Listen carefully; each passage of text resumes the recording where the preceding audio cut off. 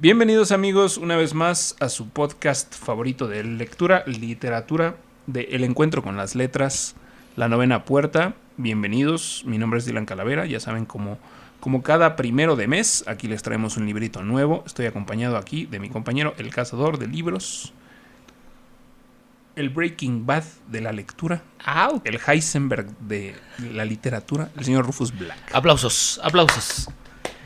¿Qué tal? Buenas tardes, noches, días, mis queridos educandos. Una vez más abriendo la novena puerta y con el gusto de encontrarlos al otro lado. Y siempre pues aquí degustando y disfrutando con el buen Dylan Calavera. Una vez más con otro libro. Yo pensé que ibas a decir degustando un vinito y dije, sí, vamos a sonar que somos repretenciosos, ¿no? Hablando de libros, tomando vino. Pero ¿cuál sería otra forma? ¿Hay otra forma? ¿Habrá otra forma de decirlo degustando un vino? Pues cuando las cosas como son, don Di.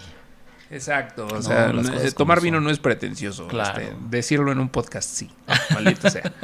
Pero así es, bienvenidos. Hoy tenemos un capítulo muy interesante, un libro muy bonito, ya lo comentamos en el capítulo pasado, cuando estábamos terminando Aura, que ya dijimos qué libro íbamos a leer esta ocasión, y es pues la obra maestra ganadora del Premio Nobel de 1982 del maestro Gabriel García Márquez, 100 años de soledad. Yo cuando dijiste ganadora del Premio Nobel, dije se va a seguir Premio Nobel de la Paz, pero no. No, ¿qué pasó? Ni que fuera de los gringos, ¿no? Ese es el que le dieron a Obama, güey, ¿no? Sí, que lo ganó en 1982, sí, ¿cierto? Gabriel García Márquez. Gabriel García Márquez. No, Obama, sí. Gabriel García Márquez ganó en 1982 el Premio Nobel de Literatura con 100 años de soledad, tomando en cuenta que un dato curioso, Dondi, estamos ahorita con los datos duros. Se supone que hoy, exactamente hoy, 5 de junio, pero de 1964 o 7. 7, según yo. 7. Estás hablando de la publicación de su la primer libro. Se publicó 67. Se publicó por primera vez 100 años de soledad, o sea que está cumpliendo 56 años el libro. Y algo que... Qué pinche coincidencia, güey. No lo planeamos así. Neta que no lo planeamos. No lo planeamos. Simplemente cuando revisé la fecha dije, qué casualidad. Estaba predestinado. Estaba escrito en los pergaminos de Melquíades, mi estimado Rufus. Así es. Está cumpliendo 56 años y bueno, algo de lo que no sé si ya lo hemos dicho y algo de lo que es importante en la literatura, pues que resista el paso del tiempo, ¿no? Que no se avejente, que no sean historias que se avejenten, que después de 56 años o de todavía más años lo leas y realmente lo sientas avejentado, ¿no? Que digas, bueno, esto qué, ¿no? O sea, está situado como una época muy específica y se avejentó curiosamente con los libros que hemos leído. No sé si te ha pasado lo mismo, pero y ahora con 100 años de soledad, pues no son historias que no se avejentan. Así es, pero sucede algo curioso con 100 años de soledad. Hace rato, antes de, ya sabes, en la complementación después del libro, que es algo que comentamos mucho, que después de ver un libro ves la película, ves entrevistas, o sea, te complementas con todo lo que hay ahí al alcance ahorita, que lo hace mucho más rico después de terminar un libro. Veía esta onda que platican muchos tanto admiradores como contemporáneos de Gabriel García Márquez. Y había un comentario que me gustó mucho que decían, mira, yo te juro que probablemente en 500 años tal vez haya gente leyendo el Quijote y tal vez haya gente leyendo a Shakespeare, pero yo te aseguro que van a seguir leyendo a Gabriel García Márquez. O sea, y después de terminar el libro dices, te digo, yo no sabía nada del libro, no tenía ni idea, pregunté 1000 veces, mi papá me decía, lee este libro. Ok, ¿de qué se trata? De la Fundación de Macondo. ¿Eso qué ¿Eso qué? ¿Macondo qué? Eso no me dice nada, güey, ¿no? O sea, fundaron un pinche pueblo y ¿qué? ¿No? Entonces, me acuerdo que me molestaba mucho porque decía, puta, pues al menos dime algo. No, güey, léelo. O sea, no se me antojaba nada. Lo terminé el día de ayer, ¿no? Lo terminé ya así, la última página. Ajá. Y no pude ni dormir, güey. O sea, de decir, no mames, qué pedo con la historia, ¿no? Entonces, sí, o sea, sí creo que es algo que, si ve cuántos años ya pasaron, más de más de 50 años, ¿no? Lleva más de 50 años el libro y la gente, o sea, te lo estoy diciendo yo, ¿no? Yo a mi edad, o sea, a mis mitades de los 30 estoy leyendo este libro por primera vez y me parece fabuloso, ¿no? O sea, no es impresionante. Sí, la calidad con la que se mantiene. Sí, de hecho, hace rato que dijiste 100 años de soledad, un libro bonito, mucha gente así, ¿no? Les dices, es que ese libro está bien bonito, ¿no? De bonito no tiene nada. De bonito no tiene nada, exactamente. Y bueno, igual y yéndonos con parte de la información y de los datos, sin absolutamente demeritar nada, porque yo sé que ahorita vas a decir, por ejemplo, por ahí hay un dato en el que se dice que como el padre del realismo mágico es Gabriel García Márquez con 100 años de soledad, y no pues, es cierto. No lo creo. Ya lo habíamos comentado, creo que no me acuerdo si en el de Aura o en el de Chin Chin. En el de Aura.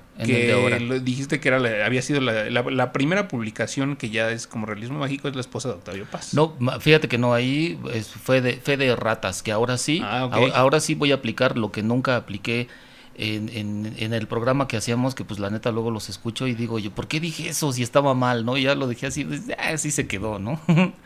Pero se supone que Pedro Páramo se publicó en 1955.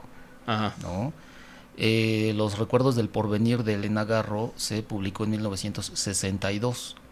Entonces Pedro Páramo es antes. Es antes, es correcto. Y después viene 100 años de soledad en 1967. Sin embargo, sí, en el libro hay alguna edición de los recuerdos del porvenir de Elena Garro en donde trae un cintillo en donde dice libro en el que se basó Gabriel García Márquez para escribir 100 años de soledad, okay. ¿no? O sea... Toma eso, Octavio Paz. Bueno, tal vez lo que sucede es que ya con Elena Garro ya se le adjudicó el término, que no se había adjudicado tal vez con Pedro Páramo. Pero fíjate, aquí viene otro dato. Curiosamente, mis queridos educandos, el término realismo mágico se aplicó para un movimiento artístico.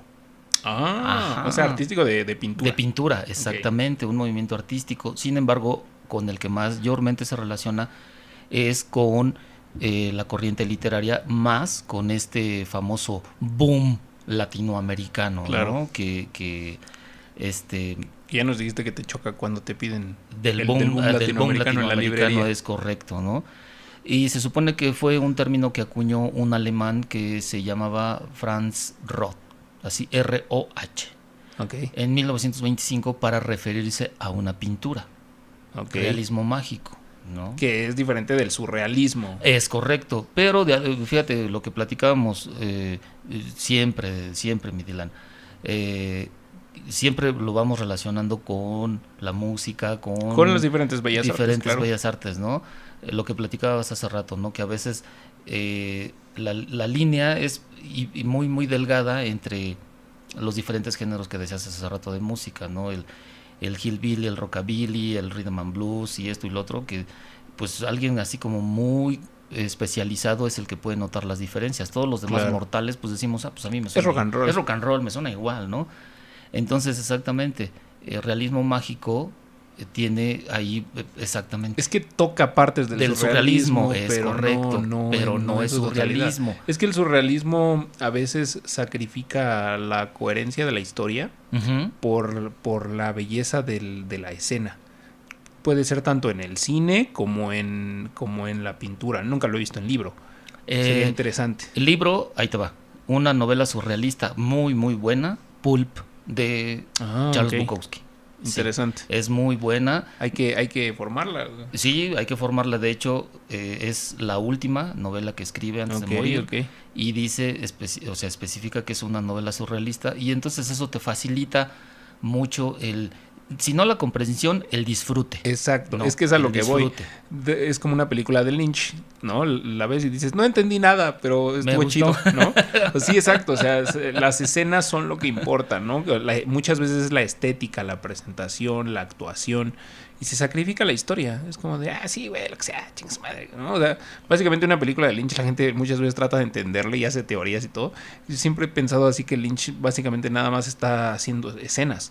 Hace una escena, hace otra escena donde quiere poner cosas que quiere.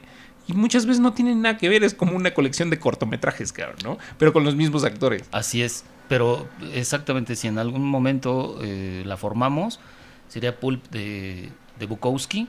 Es una novela surrealista muy, muy buena. Pero la cuestión con el realismo mágico es que sí toca esas cosas surrealistas, paranormales, a veces fantásticas, que no suceden en la vida real, pero se desarrollan dentro de un contexto real. Entonces tienes un contraste. Y curiosamente, el realismo mágico tiene que ver con obras latinoamericanas. Claro, se inventó de este lado del mundo. Exactamente, con obras latinoamericanas en donde hay justamente leyendas. Claro, es que esa es la cuestión, ¿no? ¿Qué fue lo que dio pie a esta creación, a este género literario? Pues que hay un bagaje brutal, ¿no? De historias, o sea, y que vienen desde la época prehispánica y también chocaron con la conquista y el colonialismo. Ahí se gestan muy duro, o sea, como la Llorona. Bueno, la Llorona es una leyenda prehispánica. Ajá. Que aparte es una leyenda prehispánica que nosotros conocemos por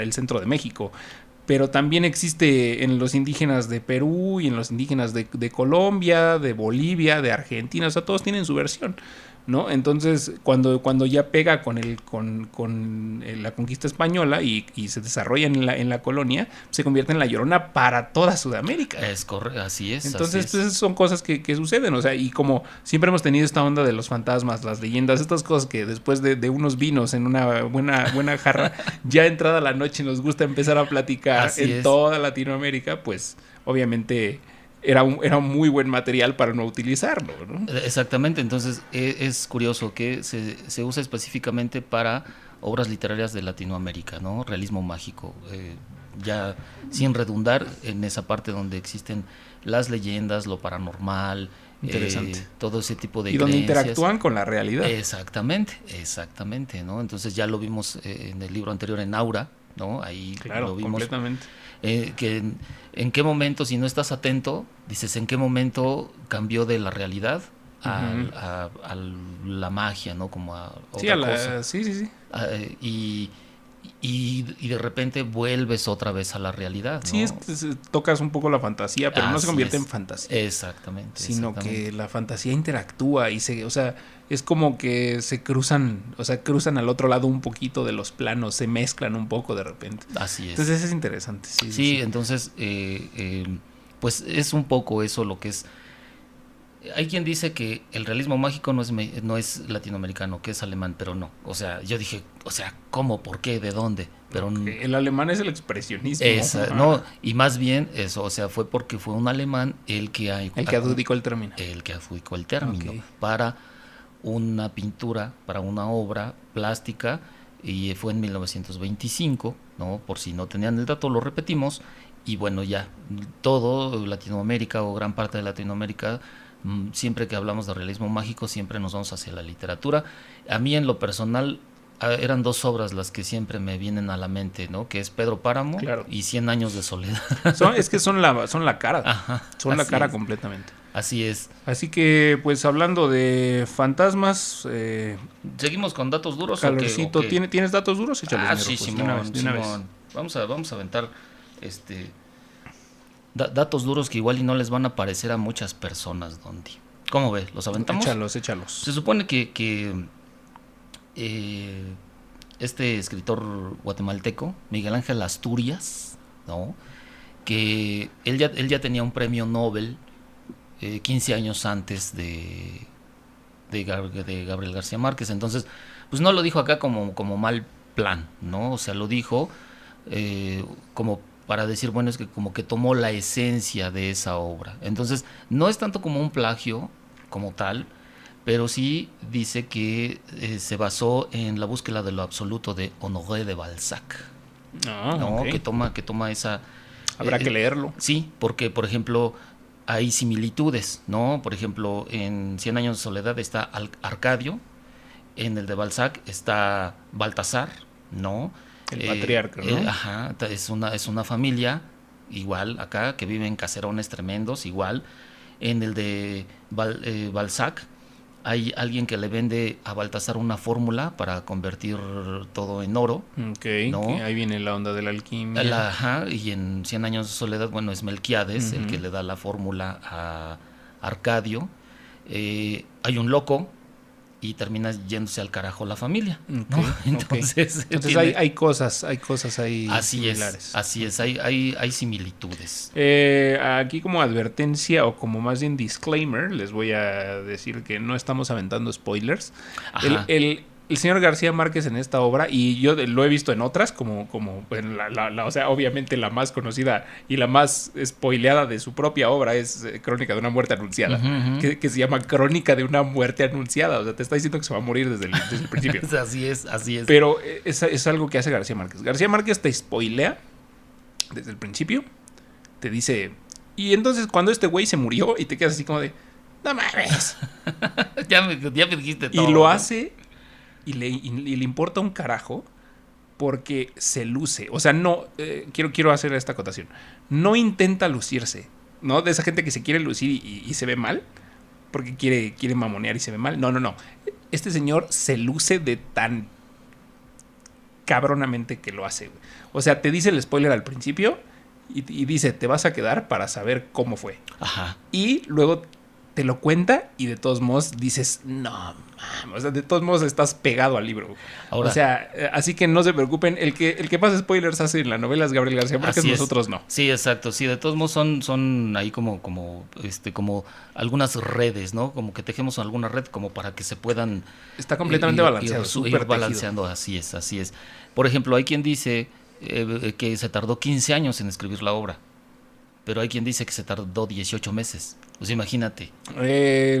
Es que más bien la concepción es desde mucho antes. Ajá. Y ya a la hora de sentarse, o sea, obviamente cuando él se sienta a escribir es porque ya tiene todo en la cabeza, por eso es capaz de entretejer la historia de esa manera, ¿no? O sea, este libro no lo podía haber escrito si no se hubiera sabido todo. Sí, por supuesto. Es imposible, por cómo está tejido. Sí, es que exactamente, exacto, ¿no? Entonces sí, como dices, tal vez 15 años antes lo comenzó a concebir y entonces se sentó y en 18 meses lo... Curiosamente acabo de ver algo ahí interesante, que a un aficionado muy clavado de Colombia, en un documental que está en Netflix, por si lo quieren ver después de leer el libro o escuchar el podcast, se llama La Gran Parranda, y hablan de que el Macondo verdadero pues sí existe, y son todos estos lugares que García Márquez vivió de niño y en su juventud, y muchas de las cosas que vio él las plasma en el libro y que vivió él y que eran parte de su familia y de cosas que veía y todo. Entonces a un aficionado le firma el libro y se lo firma como 33. Gabriel García Márquez 33. Y entonces la esposa le dice a este cuate como de ¿por qué 33, güey? ¿No? El libro se publicó en el 67. Obviamente no puede ser del 33. Y dice él, yo sí sé por qué lo firmamos en el 33. Dice, porque en el 33 fue cuando su abuelo de García Márquez lo llevó a conocer el hielo. Y ahí es donde se concibe por primera vez la idea principal con la que comienza el libro, que es el coronel Aureliano Buendía, cuando estaba al frente del pelotón, recordó aquella remota tarde en que su padre lo llevó a conocer el hielo. Así empieza esta historia magnífica. Así es. Brutal. Yo dije, ¿qué pedo con eso, no? Pero ya después... Pero es que el gancho, mi Rufus, es brutal. Lees eso y dices, a ver, espérate, ya van a fusilar a un güey. Y se está acordando de su... ¿Qué pedo? Sí, exactamente. Dices, no, a ver, vamos a ver, ¿por qué lo van a fusilar? Y ahí te agarra en la primera línea. Sí. Igual que lo hace, que ya también algún día lo leeremos y lo platicaremos, en Crónica de una muerte anunciada, cuando dice, Santiago Nazar despertó con el olor de la mierda de los pájaros. Ajá. Y dices, ¿por qué? ¿No? Y es muy kafkiano. Fíjate. Con Kafka diciendo, Gregorio Samsa despertó convertido en un horrible... bicho, Ajá, escarabajo, ¿no? Hay gente que dice gusano, hay diferentes traducciones. Bueno, yo conozco un hombre que sabe alemán y dice que sí, que en alemán es bicho. O sea, no es escarabajo. Un enorme insecto, un bicho. Bicho puede ser. Pero, o sea, ¿quién empieza un libro así? Dices, ¿por qué? Y eso es lo padre de Kafka. Léanlo, lean La Metamorfosis de Kafka. No se decepcionen. No, definitivo. No les voy a decir por qué, pero... pero muy, muy, muy cabrón el gancho de ahorita que dices de Macondo, sí. Se supone que digo, son datos, no estamos spoileando nada, son datos. Se supone que Macondo era el nombre de una plantación bananera en Atacama. ¿De dónde es él? Ajá. No, Atacama. No es Atacama, es su madre, creo que sí es Arataca, algo así. Arataca, algo así. Búscalo porque no me acuerdo, güey. Bueno, el chiste es que era el nombre de una plantación bananera, Macondo. Entonces, pues la verdad es que también qué buen nombre para el pueblo en donde se desarrolla la vida de los Buendía, ¿no? Macondo. Aparte, él en algún momento lo menciona, ¿no? Se va a llamar así.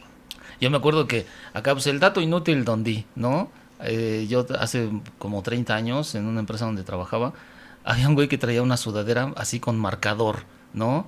Pintado así, Macondo, la ley poderosa. Y yo decía, cabrón. Chale. Yo sí decía, ¿y eso qué?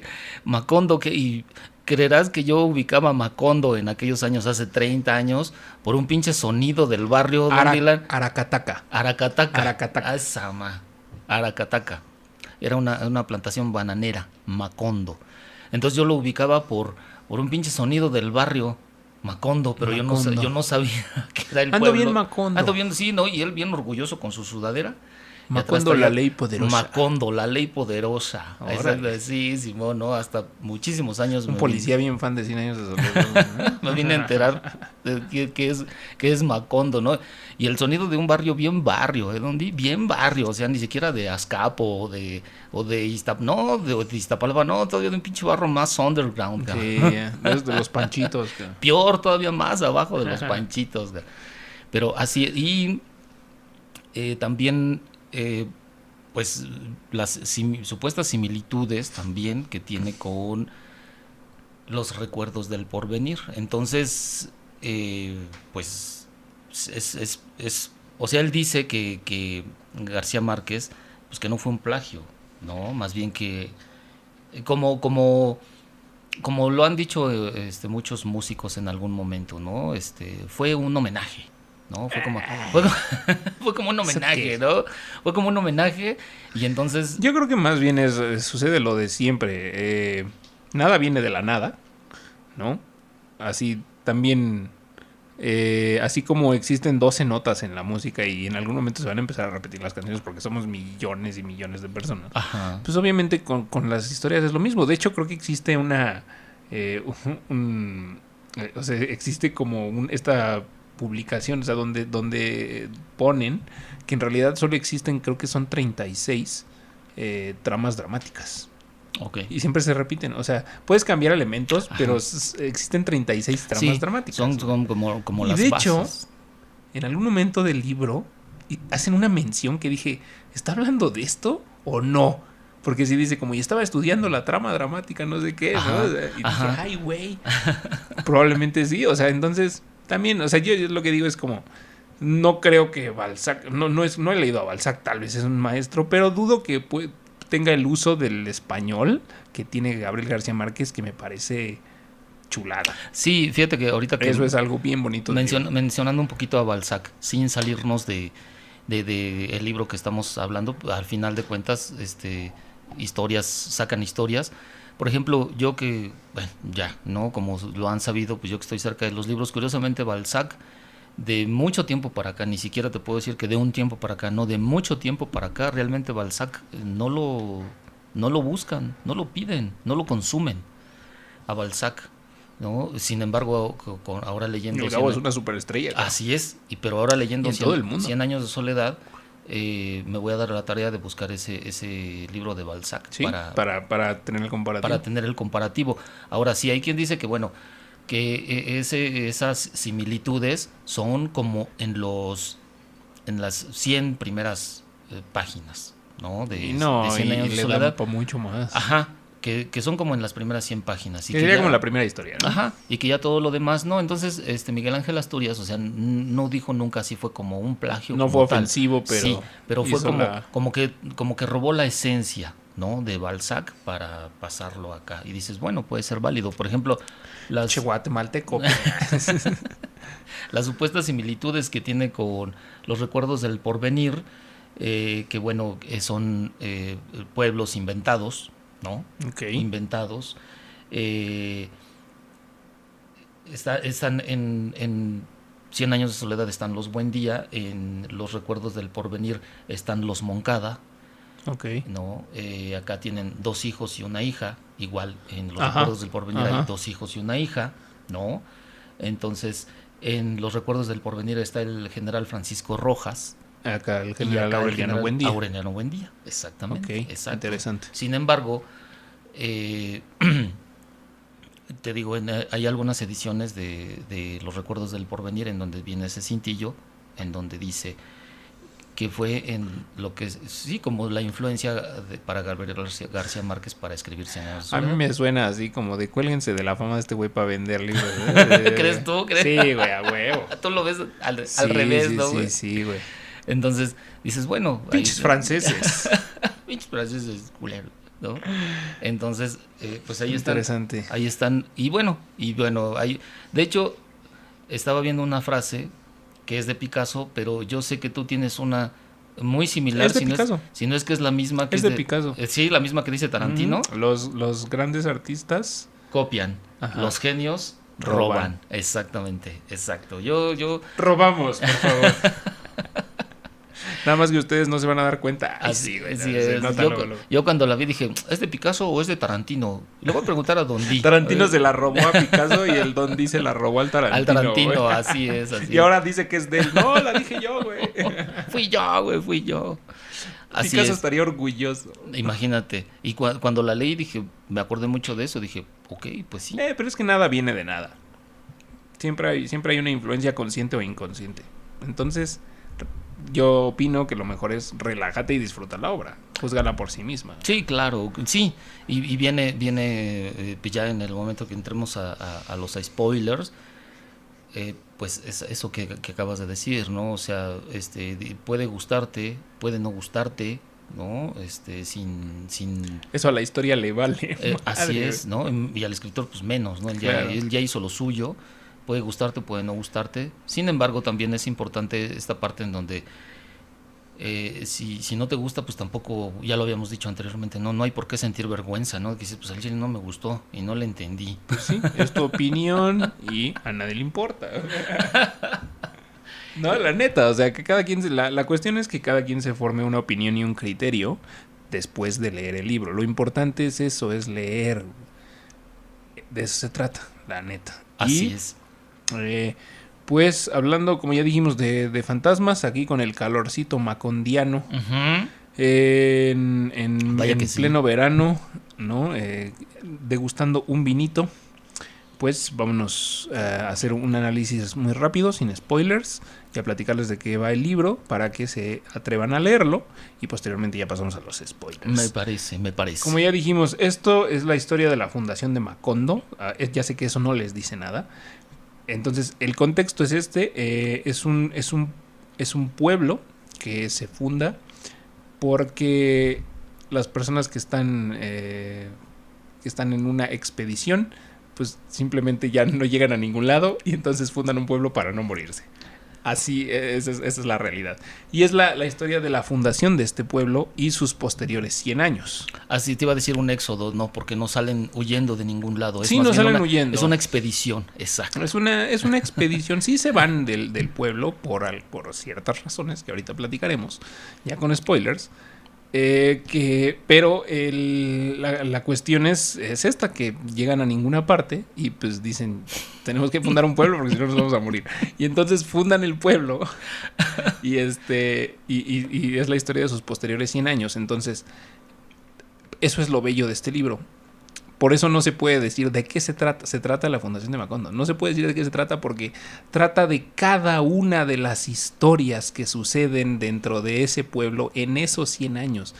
Entonces, son tantas historias chiquitas, mi estimado Rufus, unas un poco más grandes, así es, que se van entretejiendo en el tiempo y en el espacio con los personajes, que es, de verdad, es una especie de telaraña, pero brillante y hermosamente tejida. Bien tejida, así es. Así sí, la verdad es que sí, yo lo leía y de verdad me sorprendía esa parte donde decía, no, es que no te enredas. No te enredas, exactamente. No te enredas, o sea, incluso me atrevería a decir que te puedo decir ahorita la genealogía completita de memoria sin perderme. No, mano. Porque de veras está, y es una genealogía complicadísima. No, bueno, pues es que tú lo acabas de leer ayer, yo lo acabé de leer hace 3 semanas. Pero no es que lo acabe de leer, es que, o sea, yo te lo juro, no, o sea, mientras lo leía, de repente era, ok, este güey fue 4 generaciones.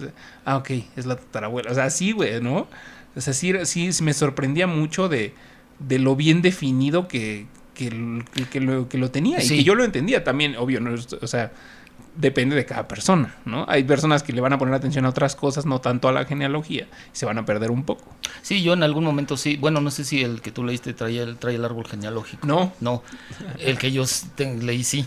Entonces sí, me regresaba un poquito, ¿no? Un poquito. Sí, a ver, ya, sale. De hecho, te mandé una de las imágenes que también la pienso cierto, subir a Instagram cuando salga este episodio para que puedan ir y verlo así como el por si se pierden. Sí, el árbol genealógico, porque sí, yo les voy a presumir que mi edición es la edición conmemorativa de la Real Academia. De la Real Academia de la Lengua Española. La mía es la azulita, barata. De Gandhi. Sí, exacto.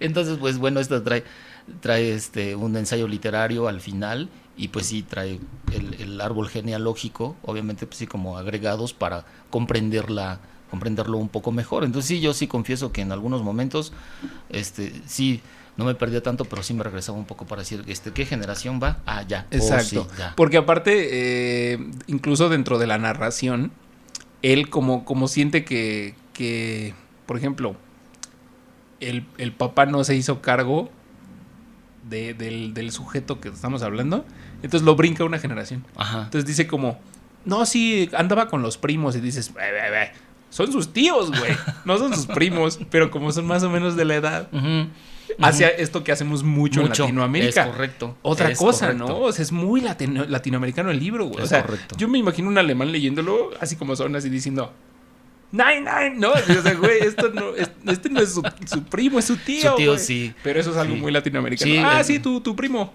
Y de repente dices, ¿qué onda? ¿Es tu primo?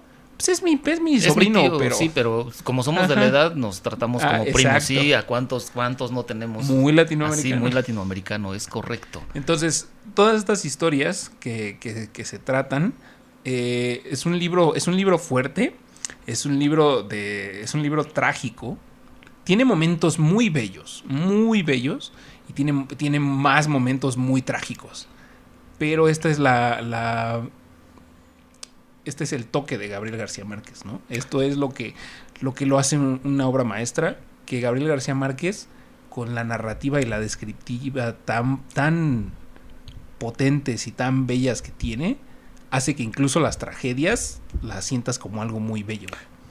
Y fíjate ahorita que dices de un alemán leyéndolo, se supone que está traducido como a 36 idiomas. Sí, brutal. Como a 36, pero algo que dices muy cierto, es una historia muy latinoamericana. Completamente. ¿No? Entonces, hay muchísimo. Esto no lo quiero. Quiero advertirlo porque no quiero que lo tomen como, ¡oh, Dios mío! ¿No? O sea, no. Porque se oye duro, pero más bien, o sea, hay cuestiones ahí pedófilas, hay cuestiones de incesto. Sí, por supuesto. Pero esa es la cuestión, tienen que leerlo. La forma en la que lo aborda es muy interesante porque es incluso hasta chusco, cabrón. ¿No? Y aparte, estamos hablando de esto más o menos sucede, si lo tuviéramos que poner en el tiempo de nuestro Señor, ¿no? En el tiempo de ahora, sería más o menos como en 1800. Ajá. ¿No? Como a finales de los 1800. Tal vez a principios, sí, ¿no? Algo así. Sí. Yo calculo que más bien como a principios, o sea, como 1820. No antes, mi estimado Rufus, porque ya para el final, acuérdate que aparece un exiliado de la Revolución Mexicana. Oh, sí. Entonces es antes. Ok. Tal vez todavía 1700, finales de 1700. Así es. Sí, o antes, ¿eh? O antes. Entonces sí, o sea, eso es muy viejo. Incluso también lo dice al principio del libro. El mundo era tan nuevo que había que señalar las cosas, ¿no? Ajá. Y ponerles nombre. Ajá, así es. Porque no tenían nombre, más bien, o sea. Entonces, toda esta cuestión sucede en este pueblo con estas historias. Hay, como ya dijimos, hay pedofilia y incesto, pero son cuestiones que en aquellos tiempos eran muy normalizadas también. O sea, también él está haciendo una especie de reflejo de esos años.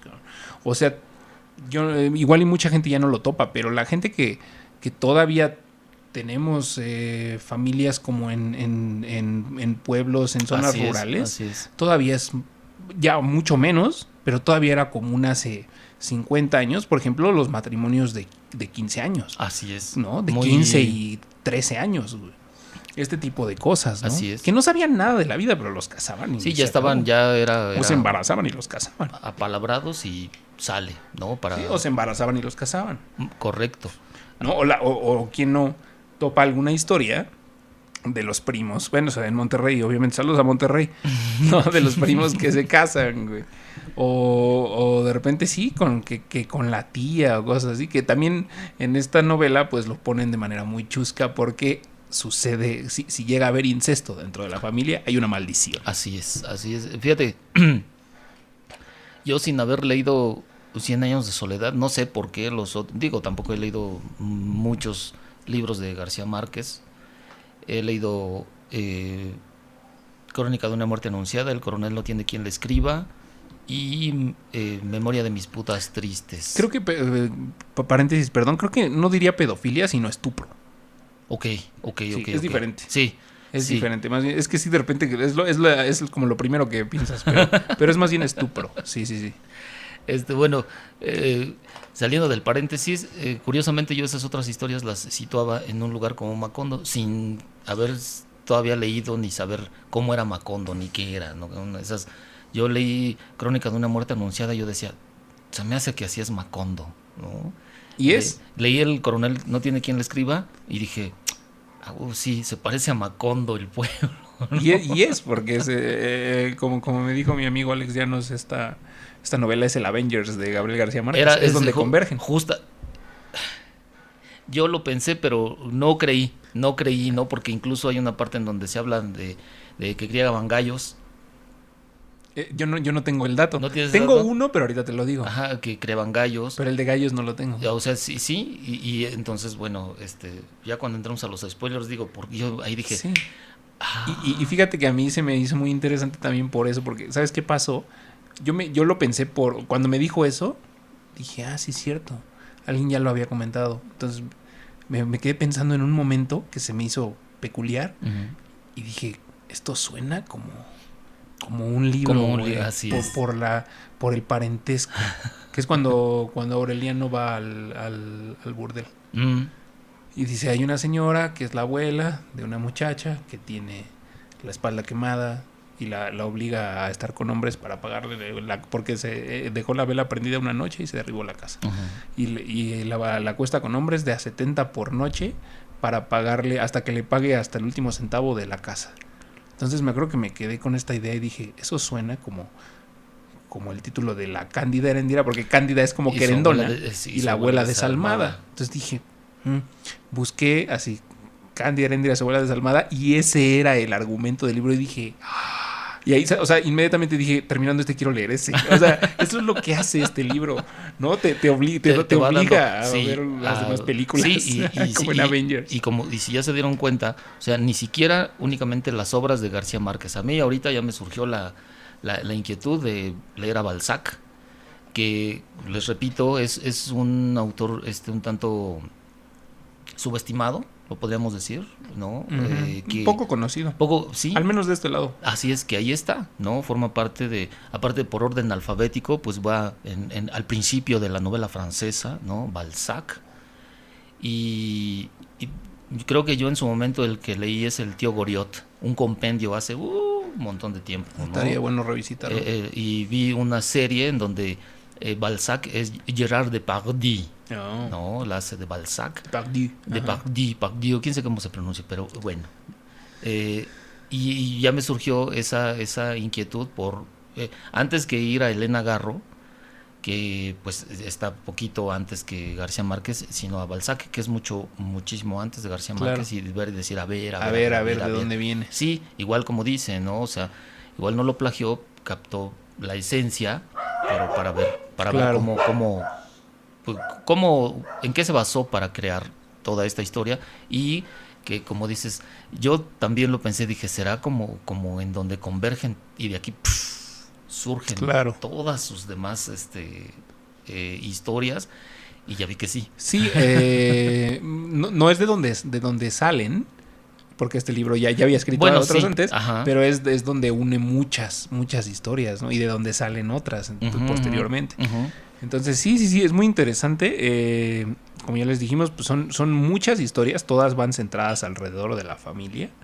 Yo siento verdaderamente que la protagonista principal, la historia es tanto, o sea, obviamente es la historia del pueblo, el pueblo es el protagonista, pero aparte del pueblo, creo que completamente el protagonista es Úrsula, que es la matriarca, porque Úrsula es la que vive a través de todo el tiempo donde pasan estos sucesos en Macondo. Es correcto, es la única que pasa todo el tiempo. Exactamente. Entonces, es los protagonistas pues, en el pueblo, la casa, Úrsula son los principales, pero toda la familia es peculiar. Como diría Úrsula, esta es una casa de locos. Es correcto. Y completamente es una casa de locos.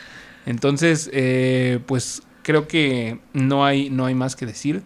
De verdad, dense la oportunidad. Yo no me la quería dar y no me arrepiento, pero por nada del mundo me cambió completamente la visión de muchas cosas. Sí, acabé muy enamorado del pueblo. O sea, te digo que no podía ni dormir. Estaba yo así de... ¿por qué? Sí. O sea, muy emocional en ciertas partes. Muy duro en otras, muy crudo en otras, pero completamente bello en todas. O sea, la narrativa y la descriptiva de Gabriel García Márquez se lució muy, muy macizo en este libro. Entonces, dense la oportunidad, léanlo si no lo han leído, vayan, de verdad lo van a disfrutar muchísimo y regresen, porque ahora sí, vámonos con los spoilers y esta fiesta al estilo de Aureliano José con canciones de Francisco el Hombre, con acordeones, un chorro de vacas destazadas, mi estimado Rufus, mucha fiesta y mariposas amarillas. Es correcto. Y ahorita que dices ese Aureliano Buendía, a mí es el no, era Aureliano II, perdón, no José. Sí. Aureliano II. ¿Ves? Para que vean cómo es un desmadre esto. Es un desmadre, de verdad. Yo creo que hasta valdría imprimir cuando lean 100 años de soledad, imprímanse su árbol genealógico, pero en grande, ¿verdad? Hagan así una pinche cartulina grande y pónganlo en un lugar visible. Lo vamos a subir al Instagram, de ahí bájenlo. De ahí, y léanlo y vayan ubicando las generaciones. A decir, este es este, que sí, la red está muy bien tejida. Sin embargo, sí es probable que pues que en algún momento te puedas... Mira, si lo lees de corrido, es menos probable que te pierdas. Pero, por ejemplo, este no es de esos libros que le lees un cacho y te avientas 3 meses y lees otro cacho. Va a ser muy difícil que te acuerdes. Así es. Tienes que aventártelo así, comprometerte al libro, ¿no? Si quieres una horita, media horita al día, pero diario, para que no pierdas el hilo. Y créanme, no hay un momento en el que se caiga. No hay un momento que te dé flojera. No hay uno. Creo que ya estamos en spoilers, ¿eh? Creo que el primer momento que sentí yo donde dudaba así como del ritmo, pero no era el ritmo, mi estimado Rufus, es cuando se acaba la primera parte, ¿no? Cuando dejan de ser protagonistas la primera familia que conocemos. Ajá. Pero, o sea, y es lo que te digo, no es porque se caiga el ritmo, es porque te duele en el corazón que ya no sean los protagonistas. Que ya viene la siguiente generación. La siguiente generación, así es, pero sí, a mí me como dices, el gancho, ¿no? Cuando dice, y frente al pelotón, el general Aureliano Buendía, y dices, en efecto, ¿por qué lo van a fusilar? ¿No? Exacto. ¿Quién es? ¿Qué hizo? ¿Qué hizo? ¿No? Exacto, ¿quién hizo? ¿No? Y es lo que te digo, todo el tiempo Gabriel García Márquez avienta spoilers. Ese es el primer pinche spoiler. Entonces lo van a matar, ¿no? O sea, y es impresionante. O sea, también hay otro muy bueno. También es un spoilerazo. Ya se me olvidó, cabrón. Bueno, continuemos. Sí. Ahorita sí me acuerdo. Ya nos regañaron. Tomen apuntes, porque luego... Tomen apuntes, maldita sea. Luego dicen algo y no me acuerdo de haber... cuando dice el general Aureliano Buendía hizo 32 levantamientos armados y los perdió todos. Y dices, puta madre, güey, vale pa' pura chinga. Fíjate que hace rato que mencionaste que lo firmaron como 33, yo lo relacionaba con esos 32. Con los levantamientos armados. Levantamientos armados. No. Yo dije, pues, a lo mejor fue, y cuando dijo, yo sé por qué, dije, puede ser por los levantamientos armados. No, es por la fecha. Por la fecha. Pero sí, porque fue en 33 y acá son 32. Sí, o sea, es que a Gabriel García Márquez, su abuelo, lo llevó a conocer el hielo en el 33. Ok. Y la imagen le quedó tan grabada que con eso empezó su libro. Así es, ¿no? pero... le traspasa ese recuerdo a su personaje de Aureliano. ¿Y habrá sido igual? ¿Habrá sido igual, Dondi? ¿Por qué? Porque... No creo. Sí, no, porque acá en el libro, o sea, todos los que llevaban como lo nuevo en cuanto a la tecnología, en aquel entonces, tecnología por así decirlo, las nuevas novedades. Sí, las novedades, porque era entre ciencia y magia. Más bien, exactamente. A fin de cuentas, ¿cómo se interpreta la tecnología? Como ciencia y magia, ¿no? Por todas las cosas. Dependiendo de cuánto sabes, ¿no? Así es. Eran los gitanos. ¿No? Eran los gitanos. Y yo también dije, ¿cómo lo llevó su papá a conocer el hielo? ¿Cómo? Dije. Sería muy interesante buscar cómo fue pues ese suceso, pero en la vida real con Gabriel García Márquez. Y también fueron los gitanos, ¿no? No, por ejemplo, voy a mezclar aquí un poquito. Me vino a la mente en ese momento cuando esa parte, el libro de Azteca de Gary Jennings, que bueno, no tiene absolutamente nada que ver, pero hay una parte en donde el protagonista habla cuando probó nieve por primera vez, pero era nieve real, ¿verdad? Claro, bajada del Popocatépetl. Exactamente. Mezclada con frutas y miel. Exacto, ¿no? Y hierbas, ¿no? Entonces yo me quedé un poquito como con esa idea, dije, ¿acaso lo habrá llevado como a un volcán o algo? No, pero más bien fueron los gitanos. Que llevan un contenedor y hay hielo adentro. Un pedazo de hielo seco, ¿no? Sí, probablemente con sal. Ajá, hielo, entonces, así como... el hielo seco se hace con nitrógeno, creo, ¿no? Pues yo lo vi, sí. Yo lo veía como un pedazo de hielo seco, pero bueno, hielo. Es que esa es la onda, ¿no? Cada quien lo ve como que no te especifica. Exactamente. Yo me imaginé un bloque de hielo. Yo también, sí, un bloque de hielo, pero como un bloque de hielo seco. Yo no, normal. Yo también decía, ¿cómo no se habrá derretido, cabrón? Eso es lo padre, que cada quien ve la película en su cabeza. Así es, ¿no? Entonces, es de esas ferias ambulantes que se instalan en tantos pueblos o en tantas ciudades en su momento. Y es que los gitanos, sobre todo en las zonas costeras, hasta la actualidad siguen siendo una realidad. Uh-huh. Por ejemplo, uno de los pueblos que en la película que se hace en mi cabeza, cuando leo esta novela, es el pueblo de mi mamá, que se llama Platón Sánchez Veracruz, que está pegadito a Hidalgo, a Huejutla. Entonces, en la Huasteca veracruzana, ¿no? Entonces, es de clima muy similar, ¿no? De repente, cuando hace sol que te bota. O sea, súper, súper macizo, súper fuerte, pero también es un poco, o sea, de repente es seco, pero de repente también es humedón y de ese que no puedes ni respirar. Y de repente cuando llueve es un pinche torrencial brutal. Y aparte, pues hace muchos años que yo fui, ya había pavimento y todo, pero todavía había muchos de estos, pues de estas casitas con sus árboles de fruta, con todas estas cosas que narra. Sí, como un tanto tropical. Era exactamente un tanto tropicales, ¿no? Ni siquiera árido, sino semiárido, ¿no? Como semiárido, un tanto... Sí, exactamente. Porque sí, de repente dijo Cruz Treviño, se levantaba el terregal, ¿no? ¿Cruz Treviño? Sí. El de la oveja negra sí, de Pedro no, Infante. bueno, pero yo siempre parafraseo, güey. Ah, ¿no? ok. Yo así dije, ¿a poco sale ahí en 100 años? Ahora sí te la apliqué, Dondi. No, es Sí, una. me agarraste mal parado. Es una escena donde dice: ¿Quién me arrubarró esos ojos que me los está haciendo llover? Y le dice: Es esta maldita tierra, don Cruz. Ay, sí, dice: Es la canícula que levanta el terregal. Exactamente. Eso.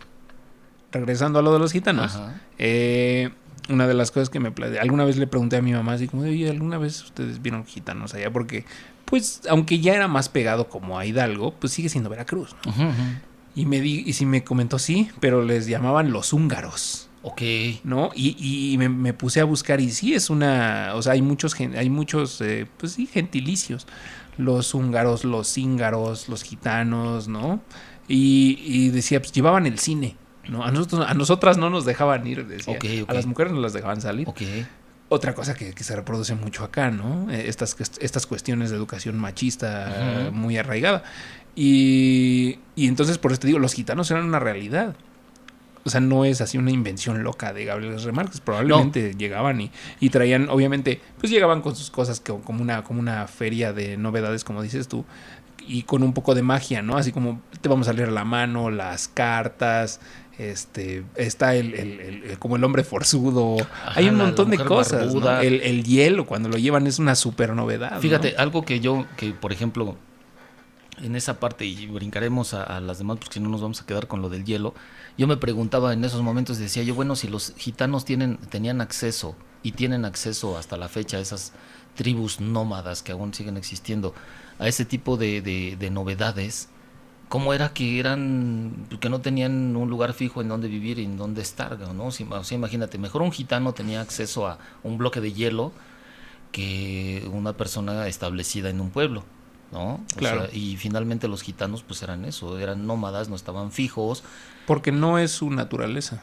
Bueno, sí, y aparte de todo, como carentes siempre de muchas cosas, ¿no?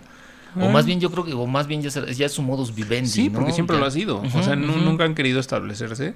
Y pues creo que más bien esa es la cuestión. Ellos tienen acceso a todo este tipo de cosas, que es lo que hace que Arcadio Buendía se empiece a volver loco con estos inventos, porque van a todas partes, van conociendo nuevas cosas que después traen, que es lo que empieza a suceder, empiezan a traer nuevas cosas y cada cosa que trae, Arcadio Buendía lo vuelve loco. Ese pinche Arcadio, yo cuando empecé, yo dije, ese pinche Arcadio. José Arcadio, dije, lo van a terminar abriendo por pinche, pues porque es un güey que todo quiere, ¿no? Y nada concluye, ¿no? Llegan con una novedad y se vuelve loco y quiere pero aparte hacerlo. se la dan y él la destripa para ver cómo funciona. Ajá, ¿no? Así ¿no? Me encanta este espíritu voluntarioso que tiene, que es el mismo que describen que lo hizo salir a buscar un lugar y fundar Macondo. Ajá. Que todo el tiempo quiere saber y quiere aprender y quiere crecer y quiere inventar y cuando le enseñan lo de la alquimia, se clava durísimo. Quiere convertir el plomo en oro, hace mil cosas. No, yo dije... Le pide sus moneditas de oro a Úrsula y se las deja pegadas al caldero. Hay un pinche masacote de monedas. Yo cada que le pasaba algo, yo decía, me lo van a terminar mandando bien lejos por pinche voluntarioso, ¿no? Por siempre querer, pues andar de chismoso. Yo decía, eso es bien chismoso. Quería hacer cosas, ¿no? Pero es que eso me encanta de su personalidad. José Arcadio es uno de mis personajes favoritos. Porque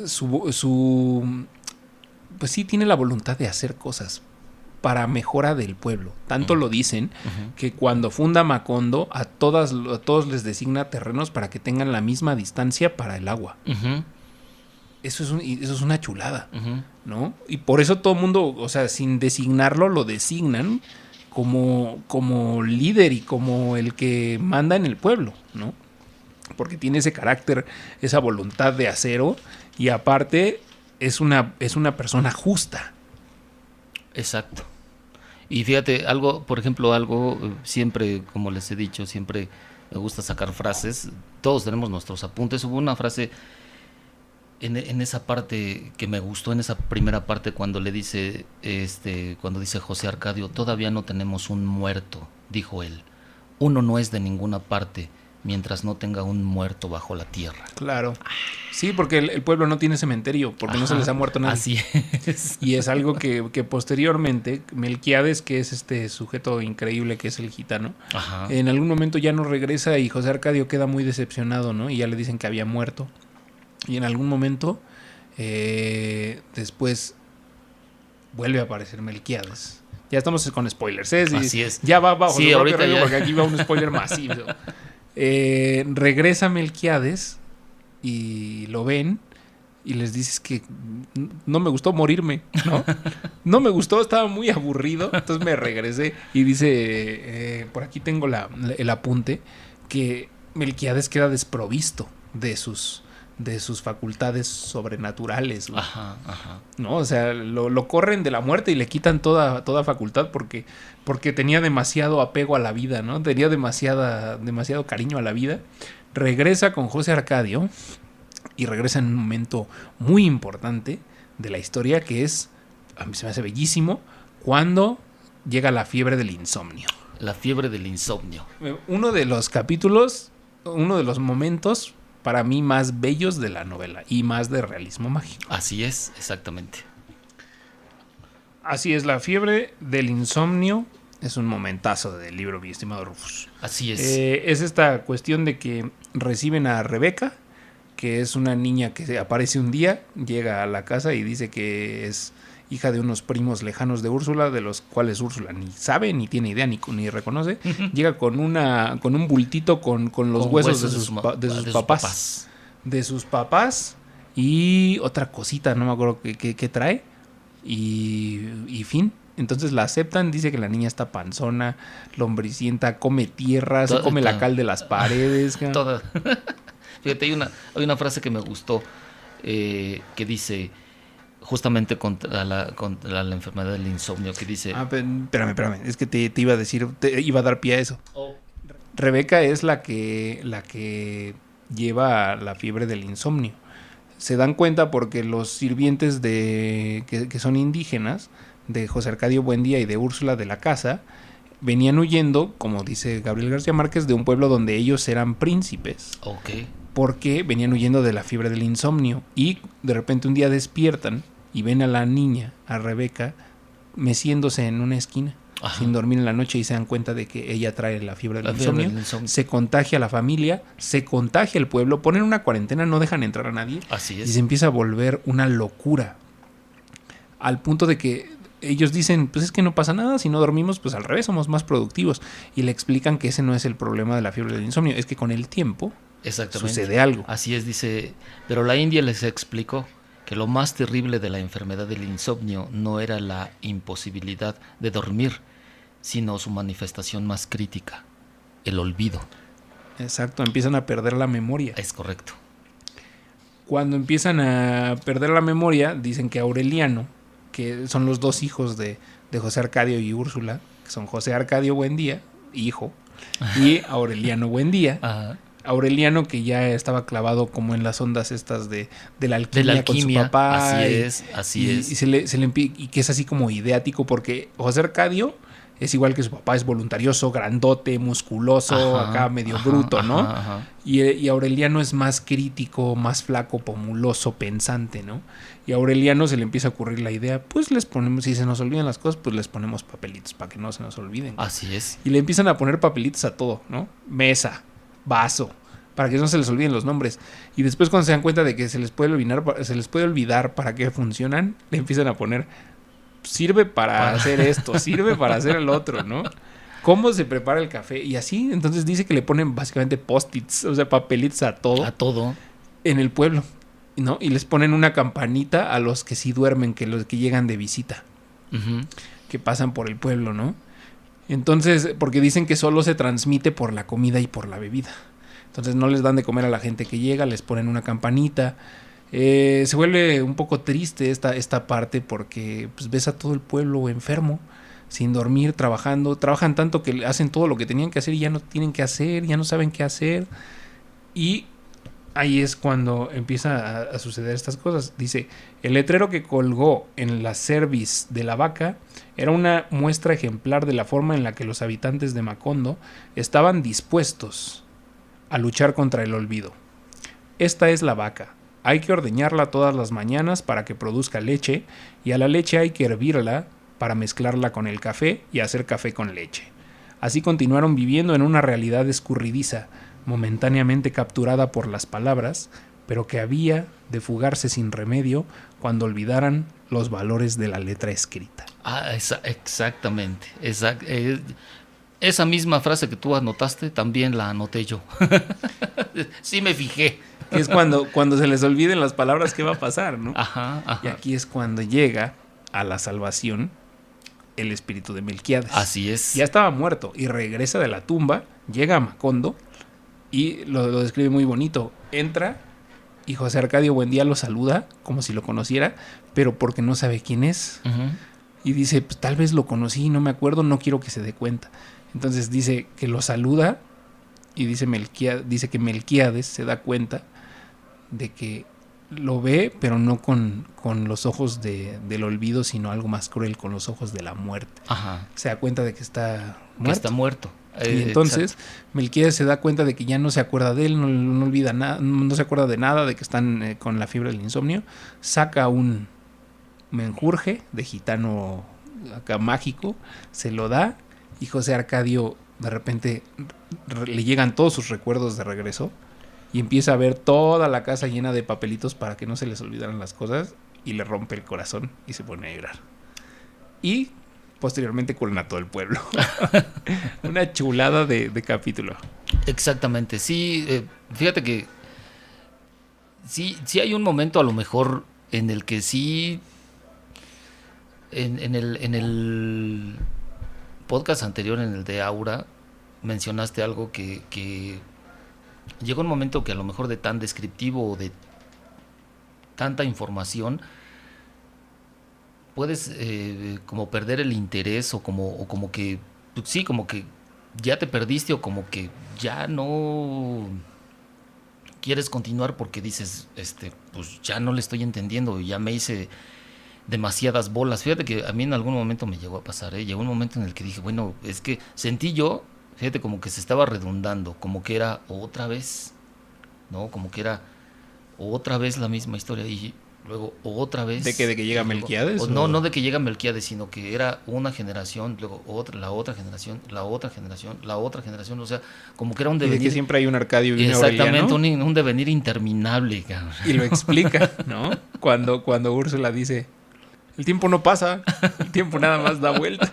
Exactamente, sentí que era un pinche devenir que no acababa, y yo dije, ¿esto en qué va a acabar? ¿En qué va a acabar? ¿En qué momento? Eso ¿no? es lo padre. Uh-huh. Es un libro muy difícil de adivinar el final. Uh-huh. Dices, ¿en qué momento? O sea, y precisamente, o sea, estás tan interesado a lo mejor en eso, en saber en qué va a acabar, y que dices, va, sigue, venga, ¿no? Sí, exacto, y vas. Fíjate, tengo esta de cuando Arcadio, el nieto del primer José Arcadio Buendía, porque es José Arcadio Buendía, luego su hijo José Arcadio Buendía, que él tiene un hijo con Pilar Ternera, que era como la mujer del pueblo. La mujer del pueblo, exacto. La que ayudaba a los muchachos a convertirse en hombres. Así es. Tiene un hijo con él. Después él se va con los gitanos, se pierde mucho tiempo. Así es. Y ella tiene un hijo que se llama nada más Arcadio. Así ni siquiera le dicen Buendía. De hecho, creo que él rechaza el nombre. No recuerdo si es él o Aureliano José, que dice, yo no soy un Buendía, ¿no? Y él se le refiere nada más como Arcadio. Cuando empieza ya la guerra civil, Aureliano Buendía se convierte en un cierre de capítulo impresionante. Ajá. Cuando le dice a su suegro, el papá de Remedios, más bien sí, el papá de Remedios le dice a Aurelito, estás loco, que aparte era el jefe civil y militar de Macondo. Le dice, esto es una locura, y dice Aurelito, y dice, ya no me diga, no es ninguna locura, ¿no? Y no me diga Aurelito, que ahora ya soy el coronel Aureliano Buendía. Es un momentazo, güey. Así es. Y cuando dentro de este ir y venir de la guerra civil, le deja a Arcadio, el hijo de su hermano, con Pilar Ternera, que ya escribía, daba clases y después toma a los alumnos y los hace como soldados y él se vuelve una especie de coronel y creo que toma el puesto de jefe civil y militar y empieza a hacer chingadera y media. En algún momento ya lo arrestan y lo llevan a fusilar. Él ya había tomado una mujer, que es Santa Sofía de la Piedad, que es otro personajazo, que Gabriel García Márquez incluso lo dice con todas las letras. Es un personaje que únicamente existe cuando es necesario que exista. Ajá. O sea, la usa como recurso para cuando necesita que aparezca, aparece. Y cuando no. O sea, lo hace él en la novela y también sucede dentro de la historia y lo hace perfectamente bien y a nadie le molesta. Así es. Tiene de hecho, tiene una hija con Santa Sofía de la Piedad, a quien llaman Remedios, en honor a la esposa muerta del coronel Aureliano Buendía, Ajá. que era una niña de 9 años cuando él la pide, y la casan como a los 13, 14. Ajá, es correcto. Que muere con gemelos, y los gemelos también mueren en el vientre. Entonces a esta, que es la hija de Arcadio, con Santa Sofía de la Piedad, la primera niña le llaman... de hecho no le habían puesto nombre. Y él... y aparte está embarazada de lo que después van a ser unos gemelos, Santa Sofía de la Piedad. Ponen a Arcadio frente al pelotón de fusilamiento porque se pasó de lanza. Y sucede este momento chingón que quiero leer, que dice: camino del cementerio, bajo la llovizna persistente, Arcadio observó que en el horizonte despuntaba un miércoles radiante. La nostalgia se desvanecía con la niebla y dejaba en su lugar una inmensa curiosidad.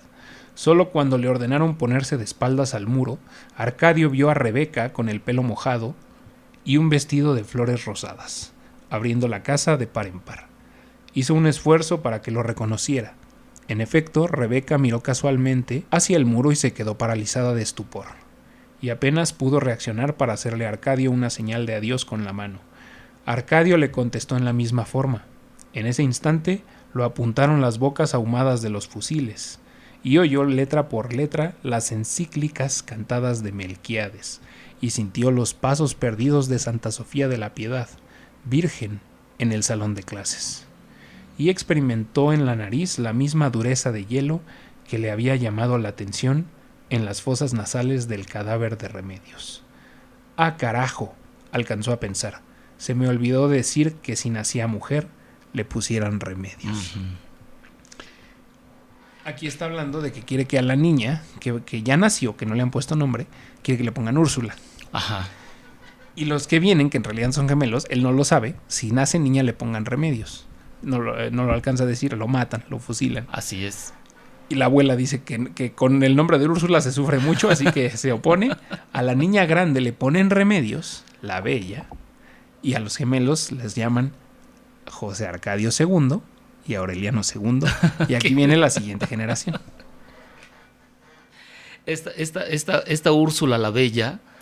No, Remedios la Bella. Remedios la Úrsula, ándale pues. Remedios la Bella. Remedios la Bella es, bueno, en algún momento yo había escuchado a alguien en una entrevista, no sé si fue un escritor o alguien, y justamente yo pensé que ese era el final de la novela, ¿no? Es que es un perro momentazo. Ahorita lo contamos porque también lo tengo sí. escrito. Y Rufus tal vez es el mejor momento de la novela. Yo pensaba que era el final, yo te lo juro, yo dije, cuando oí que en esa entrevista o sí, en esa charla... Es que es un momento que todo el mundo ha platicado. Mencionan esa parte, dije, ese es el final. Y no... ¿Y qué final sería? Pero no, ese es el final. Y tal vez por eso lo hace más potente, porque no es el final. Pero fíjate, a lo mejor a mí me pasó que justamente cuando llegué a esa parte, como quería justamente saber si era verdad o si no, o si era mentira, uh-huh. Entonces llego a esa parte que digamos, pudiera ser que 2/3 de la novela. Sí, terminando el segundo tercio más o menos. Sí, ¿no? 2/3 de la novela. Entonces ya lo otro, te voy a ser bien sincero, lo otro ya fue para mí un tanto tedioso. ¿Ah, sí? Sí. No, a mí no. Sí, para mí fue un tanto tedioso porque yo esperaba llegar como a esa parte que yo juraba que ese era el final y yo dije, ya. Pero tal vez fue por eso, fue Sí. porque tenías esa influencia. Ajá, sí, y entonces yo dije, puta, qué final, ¿no? Que bueno, que en esa parte, pero no. Y entonces dije, ok, bueno, y ya, ¿no? Seguí. Yo al revés, me hubiera sorprendido muchísimo. Ah, chingada, no fue el final, entonces ¿cuál es el final? ¿No? No, y yo dije, bueno, pues venga, ¿no? Entonces se me hizo un tanto tedioso, pero bueno, yo tengo un comentario, pero ya para el final. Ya para Fíjate, esta parte la quería contar, sobre todo para pues, hacer notar la forma en la que escribe García Márquez, ¿no? Uh-huh. O sea, lo que me encanta es, lo apuntaron las bocas ahumadas de los fusiles. O sea, no es como, sí, le apuntaron con el rifle y se acabó. No, o sea, dice, las bocas ahumadas de los fusiles. Es correcto. O sea, esta forma de adornar, pero sin pasarse, sin ser... pues mamador, güey. ¿Para qué me busco otra palabra? La neta, güey, ¿no? Exactamente. Sin ser exquisito. Fíjate que... Es muy bonita. O sea, mismo Miguel Ángel Asturias, cuando se refiere a que roba la esencia de la otra novela de Balzac, justamente dice que, pues que no, que también su narrativa como que es ahí medio, pues no... como es barata. Es como que medio... Pero no, yo siento que sí tiene cierto nivel poético. Mucho. ¿No? Y se siente, pero no lo suficiente para que no lo entiendas. Es correcto. No lo suficiente para que no lo entiendas, sin, como dices, sin volverse mamador, ¿no? Así como que... Exacto. ¿no? Como que pretencioso, como que quiere usar cosas muy rimbombantes, ¿no? De verdad es que yo sí, y yo creo que nos pasa cuando leemos, ¿no? Estamos leyendo y te topas con esas palabras, dices, ¿cómo se le ocurrieron? ¿Cómo hiló todo eso para poderlo decir y sobre todo para que yo lo entendiera? Y aparte que lo dijera bonito, güey. Así es, ¿no? Que lo dice bonito y que se entiende, ¿no? Porque sí, en algún momento voy a buscar algo por ahí que podamos leer nada más, traer como mera acotación de alguien que sí, que lo lees y dices, ¿qué? ¿Qué dijo? No, o sea, ¿qué quiso decir? No le estoy entendiendo ni nada, ¿no? Sí, O sea, sí. que son tan rimbombantes las palabras o tan rimbombante el pinche párrafo que dices, pues la neta no le entendí nada. Sí, ¿no? güey, o sea, no seas payaso. Exactamente, ¿no? exactamente. Sí, también quería hacer esta acotación que es muy padre, también hablando de que es muy latinoamericana la novela. Ajá. Habla de mucho siempre de las canciones de Francisco el Hombre, ¿no? que tocaba el acordeón y contaba las historias de los pueblos aledaños, de a donde iba y venía, y contaba las noticias también. Así es como Úrsula se entera de que murió su padre o su madre, no recuerdo. Uh-huh. ¿No? Pero me encanta la descripción. Francisco el Hombre, así llamado porque derrotó al diablo en un duelo de improvisación de cantos, y dices, puta, este güey es como el de Encrucijada. Exactamente. Así es. Dices, qué pinche Robert Johnson, ni que nada. Así como el Don Silverio Gaitán Uribe. Soy el diablo. ¡Ay, el diablo! ¿Y tú así, quién eres, no? ¡Ay, el diablo! Así, güey. Qué chulada. Qué pinche chico Centella y ¿no? y Jack Butler. Y ¿no? Jack Butler. Qué chulada que mete estos detallitos que son muy latinoamericanos. Uh-huh. O sea, nosotros como mexicanos, pues, puta, o sea, güey, ¿qué es lo que dicen ahora, no? De no mames. Los abuelos de todos se agarraron a machetazos con el diablo en el monte, güey. Así es. O sea, y es una chulada eso así le llamaban Francisco el Hombre, así como, ay, güey, ¿no? Güey. Él es aquel. Uh-huh. ¿Por qué? Porque se agarró acá como el Tenacious D, güey, a un duelo con el diablo de canciones y le ganó improvisando, güey. Porque aparte, pues como en Cuba o en Veracruz, que tienen las coplas, la décima, todas estas cuestiones, igual en Barranquilla, en toda esa zona del Caribe colombiano, pues tienen su onda de las rimas. Uh-huh. De las coplas. Exacto. Ajá. Entonces, es a lo que se refiere. Entonces, es esta forma, hacer lo que te digo, está lleno de estos detalles que, por ejemplo, alguien en Alemania diría como, cabrón, ¿no? O sea, ¿Y eso qué pedo, güey? ¿Y eso qué? También otra de los momentos, o sea, esto no recuerdo exactamente ya en qué momento, pero me encanta, o sea, lo que quiero hacer notar es la narrativa, ¿no? Uh-huh. Cuando habla del aire, de tanto ser usado y amasado en sudores y suspiros, el aire de la habitación empezaba a convertirse en lodo. ¡Ah! ¡Qué chulada, sí. güey! Pero esa parte es cuando... ¿Quién va al prostíbulo? ¿O va con esta niña que dices que su abuela? No, porque eso es al principio. ¿Sí? Ya es después. Sí. Pero justamente esta frase... Pero alguien va al prostíbulo. Esta frase refiere a que el aire era tan denso de la habitación que empezaba a convertirse pero él en no lodo. dice, hacía mucho calor y el aire era difícil de respirar. Sí, dice, no. Se usaba tanto en sudores y suspiros, güey. Que era pero justamente está hablando de todos esos encuentros carnales que había de manera continua en esa habitación. El calor corporal. Exactamente, exacto. Y no recuerdo pero era... No recuerdo tampoco el momento exacto. Estaba era justamente al ir a visitar el prostíbulo, ¿no? Pero es una chulada esto, ¿no? De que el aire comenzaba a convertirse en lodo. Así es. Así de puerco, así lo podías agarrar. Así de denso, de pesado. Sí, a mí esa frase me gustó muchísimo. Justamente de eso va, pues, ese nivel literario, ¿no? Que puedes usar unas palabras tan... Sí, es que usa un vocabulario más o menos simple. Así es. Sí usa palabras, a veces usa muchos localismos que hay que buscar, ¿no?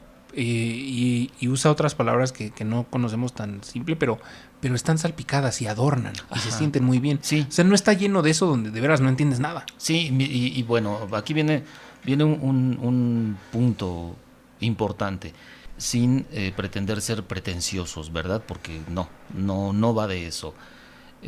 Igual y nosotros, al lado de otros lectores, somos unos chistosos, ¿no? Nada más somos unos pinches chistosos. Sin embargo, por ejemplo, con estas frases que hemos sacado, sí se necesita como un poquito... ¿Cómo lo puedo decir, Dandy? Para que no se oiga tan mamón. Pues que me refiero a que, más bien, creo que lo que quieres decir es que se necesita bagaje, cierta comprensión. Cierto bagaje de lectura, cierta comprensión. Para apreciarlos. Exactamente. Para poder leer 100 años de soledad. Por si no has leído mucho, no te puedes meter de lleno a las grandes ligas. Lee Aura.